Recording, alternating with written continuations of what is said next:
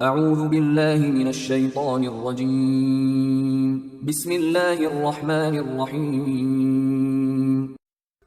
سورہ احزاب آیات نمبر 18 تا 27 میں غزوہ احزاب میں منافقین کا کردار اور تلقین کہ ہر مومن کے لیے رسول اللہ صلی اللہ علیہ وآلہ وسلم کی زندگی بہترین نمونہ ہے۔ غزوہ احزاب میں منافقین کے برعکس مومنین کا کردار۔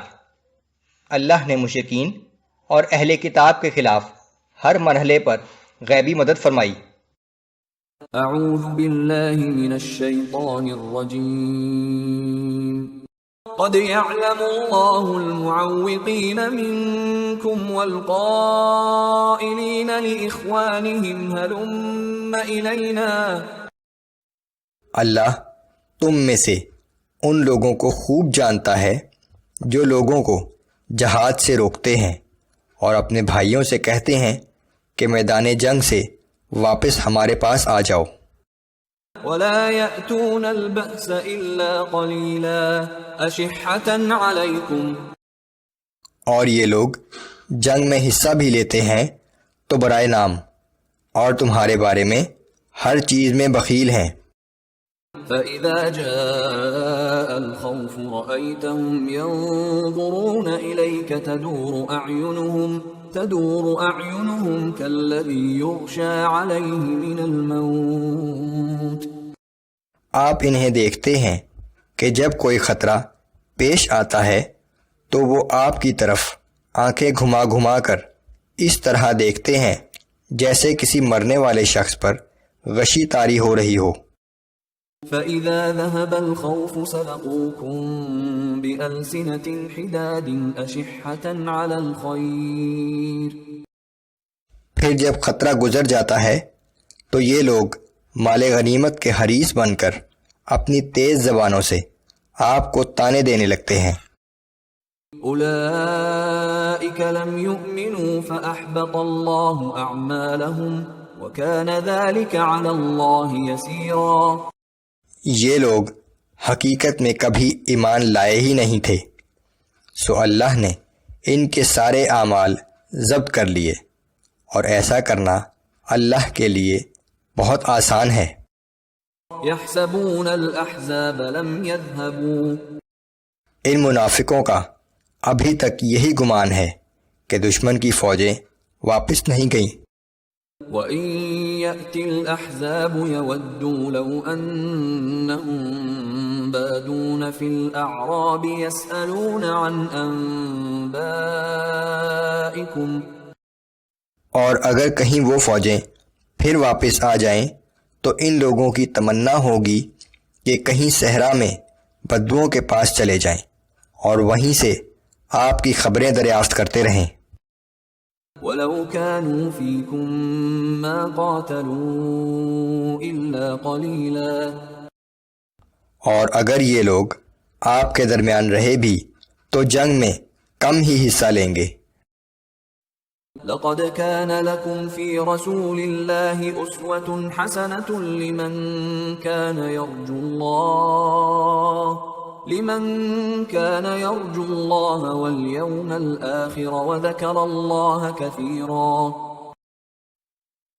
بے شک رسول اللہ صلی اللہ علیہ وآلہ وسلم کی زندگی تم میں سے ہر اس شخص کے لیے پیروی اور اتباع کے لیے ایک بہترین نمونہ ہے جو اللہ سے ملاقات اور یوم آخرت کی امید رکھتا ہے اور کثرت سے اللہ کا ذکر کرتا ہے۔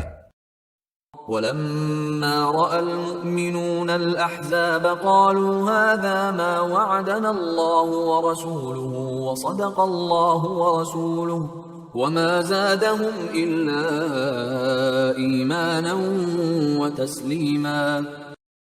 اور جب اہل ایمان نے دشمن کے لشکروں کو دیکھا تو کہنے لگے کہ یہ تو وہی چیز ہے جس کا اللہ اور اس کے رسول نے وعدہ فرمایا تھا، اور اللہ اور اس کے رسول نے سچ فرمایا تھا، اور اس واقعے سے ان کے ایمان اور اطاعت گزاری میں اضافہ ہی ہوا۔